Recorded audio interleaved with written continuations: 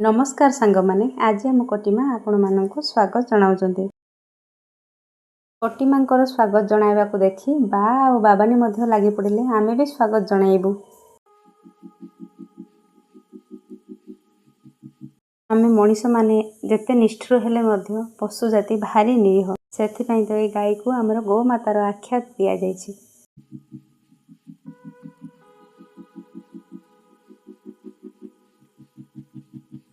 कुल्लू आम बाछर कौन है? ओहो से चली पारुनी ना।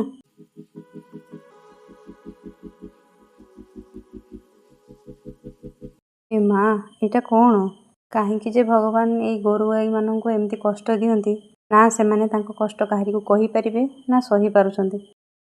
हा जम्मा बाछटा चली पारना बाकी तो केमिति ठेल ठेल नौचंती कौन बा करिवे ता माँ पाखु तो जेमती हेले नवा पई पड़िबो ना।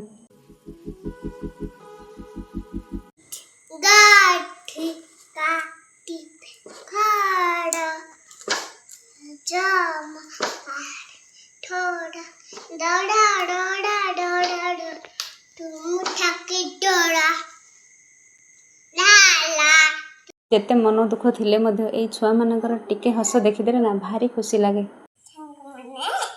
आमे एबे रहिलो मस्त कह जय जगन्नाथ।